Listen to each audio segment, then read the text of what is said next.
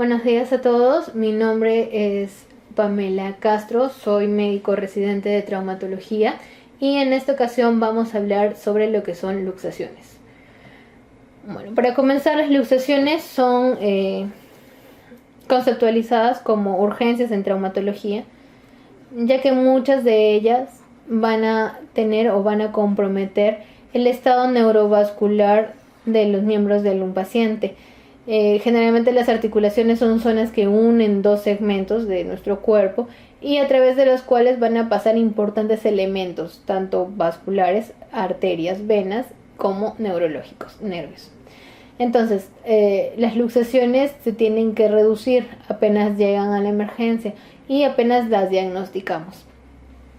La reducción de estas luxaciones van a determinar el pronóstico de la articulación, como vamos a ver más adelante.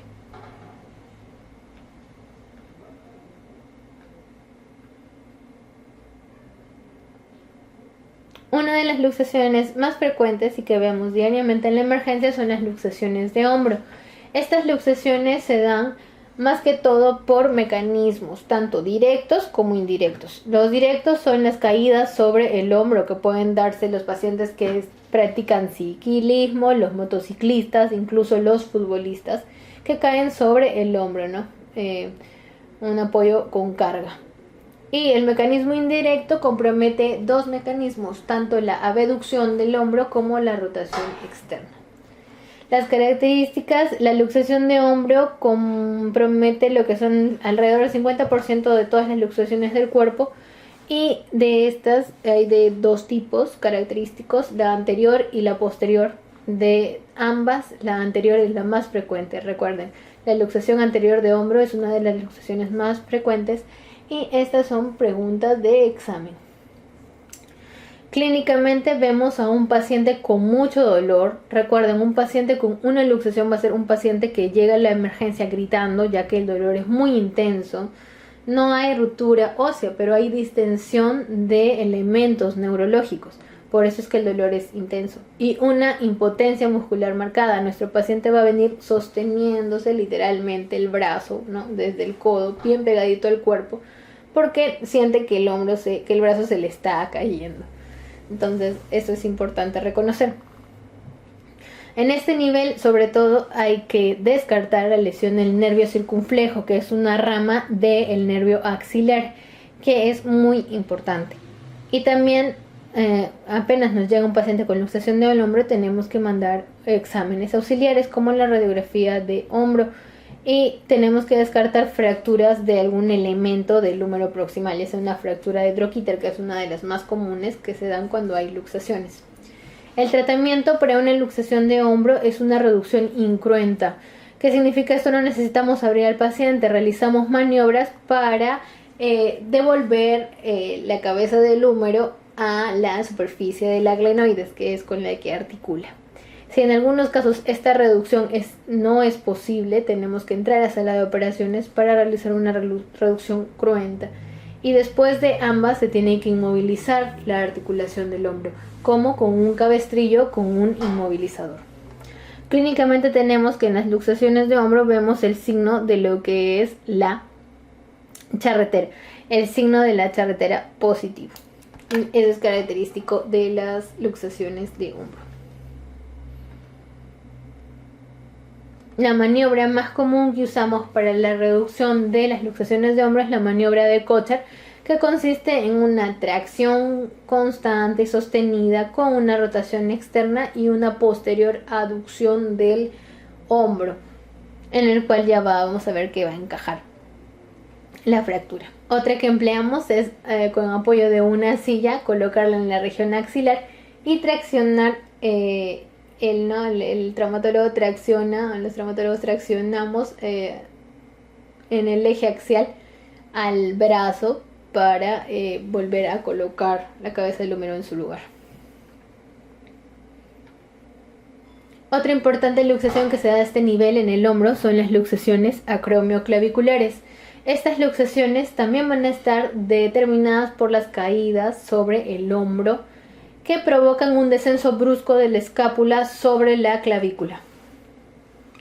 Característicamente en esta zona de anatómica, esa zona del hombro, tenemos que va a haber inserciones ligamentarias importantes. A este nivel hay dos articulaciones: la articulación acromioclavicular, acromio con la clavícula a través del ligamento acromioclavicular, y la articulación coracoclavicular, que es a través de la apófisis coracoides de la escápula. Se van a hallar dos ligamentos, que son el ligamento conoideo y el ligamento trapezoideo. La importancia de estas luxaciones es el compromiso de ambos ligamentos. Si están ampliamente comprometidos, el manejo es quirúrgico. Clínicamente nuestro paciente va a venir con amplio dolor, va a haber dificultad en movilizar el hombro, una limitación marcada. Importante es que hay que descartar fracturas asociadas como fracturas de clavícula o fracturas escapulares o fracturas costales. Y el tratamiento, como ya hemos hablado, puede ser una reducción tanto cruenta versus una inmovilización, y eso es de acuerdo al grado de fractura. Las fracturas acromioclaviculares se clasifican en 5 grados y dependiendo de ello se da el manejo. En los primeros grados los ligamentos no van a estar ampliamente comprometidos, no van a estar rotos, salvo en el grado 2 y 3, en el cual los ligamentos ya están rotos, donde podemos observar el ciclo de la tecla en las fases más avanzadas, en las fracturas tipo 3, 4, 5. ¿Ya? El grado 3 es quirúrgico, generalmente por motivos estéticos. El 4, 5 y 6 definitivamente son quirúrgicos. Y acá vamos a observar el primer grado. Existe un esguince de la articulación acromioclavicular, más bien no hay rotura. El tratamiento es conservador mediante el uso de un cabestrillo con un inmovilizador. En el segundo grado lo que vemos es una disrupción de los ligamentos acromioclaviculares. En el tercer grado vemos que tanto la articulación acromioclavicular como la coracoclavicular está comprometida, y a partir del tercero en adelante es un manejo quirúrgico. Cuando el desplazamiento es mayor al 100% del tamaño de la clavícula, tenemos una clasificación de grado 5, y esta es una de las más graves. Cuando ya la clavícula está totalmente luxada, fuera de su lugar, tenemos un grado 6. Esta clasificación se denomina la clasificación de Rockwood y es muy usada para determinar el manejo de las luxaciones acromioclaviculares. Otra luxación importante de miembros superiores es la luxación del codo, y esta se va a dar en caídas sobre el antebrazo. Generalmente es un apoyo de la mano que cae sobre el antebrazo y ejerce una fuerza de cizallamiento anteroposterior que desplaza característicamente el olecrano. Y para el examen físico tenemos que tener en cuenta la congruencia de los 3 elementos del triángulo de Nelaton. El triángulo de Nelaton se halla en la parte distal de nuestro brazo, justamente en cara posterior del codo. Este triángulo está formado por el epicóndilo medial, el epicóndilo lateral y el olecrano. Se forma un triangulito, el triángulo de Nelaton. Este triángulo es un triángulo equilátero. Si al examen físico vemos alguna deformidad de este nivel, tenemos que descartar una luxación de codo. Clínicamente el paciente viene con bastante dolor.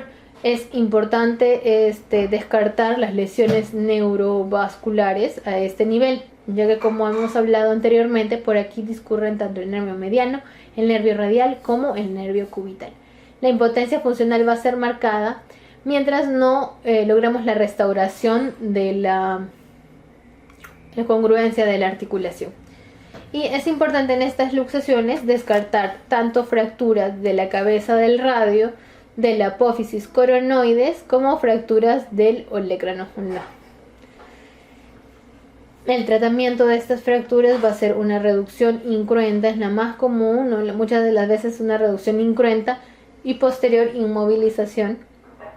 Después de esto siempre tenemos que reducir las luxaciones, ojo. Entonces el paciente llega a emergencia y nosotros reducimos la luxación Posteriormente tomamos exámenes auxiliares, radiografías o tomografías que nos puedan descartar el tipo de lesión subsecuente o que condujo a la producción de esta luxación.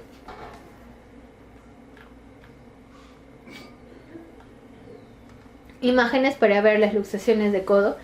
La luxación posterior de codo es más común que la luxación anterior, porque debido a que el complejo ligamentario anterior es mucho más fuerte. El complejo posterior o lateral posterior se rompe.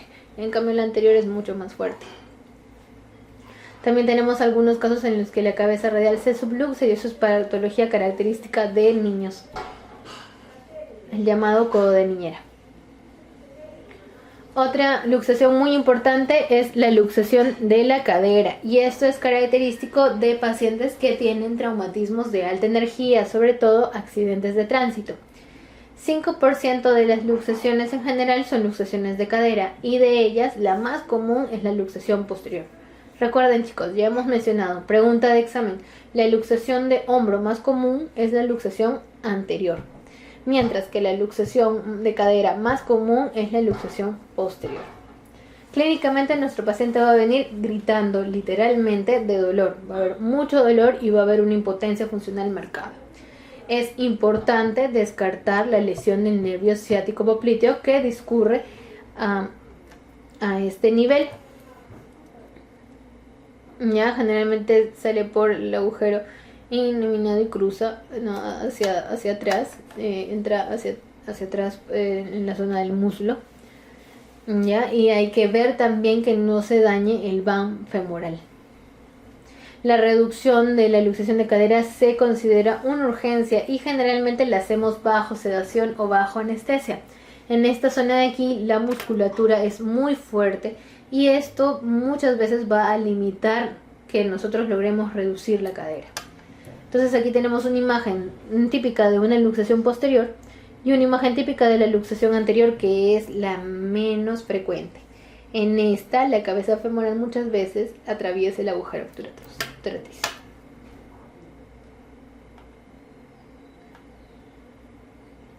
Entonces tenemos que clínicamente se van a distinguir la luxación anterior de la luxación posterior, y esto es muy importante ya que es muy preguntado. La luxación anterior es la más rara de las luxaciones de cadera y se caracteriza porque es típica de una persona que se moviliza en motocicleta y que tiene un impacto frontal sobre la rodilla, lo que provoca una abducción y una rotación externa de la misma cadera. Esto produce una luxación anterior. Clínicamente se ve haber un acortamiento del miembro afectado, una rotación externa y una abducción o separación, ¿no?, de la línea media del cuerpo. Abducción. Mientras que en las luxaciones posteriores, que son las más frecuentes, vemos que se va a presentar un acortamiento, una rotación interna y una aducción. Entonces, para recordar, tenemos que las luxaciones posteriores son las más frecuentes. El mecanismo de energía es un impacto frontal, sobre todo en pacientes que están como pilotos o como copilotos en un vehículo. Este impacto frontal va a hacer que la cabeza del fémur salga y se luxe hacia la región posterior. Y va a determinar lo que es la posición púdica. Se denomina así porque la pierna está cerrada, ¿no? Por eso se denomina la posición púdica y también es muy preguntado. Mientras que la posición impúdica es cuando la cadera está en rotación externa y en abducción.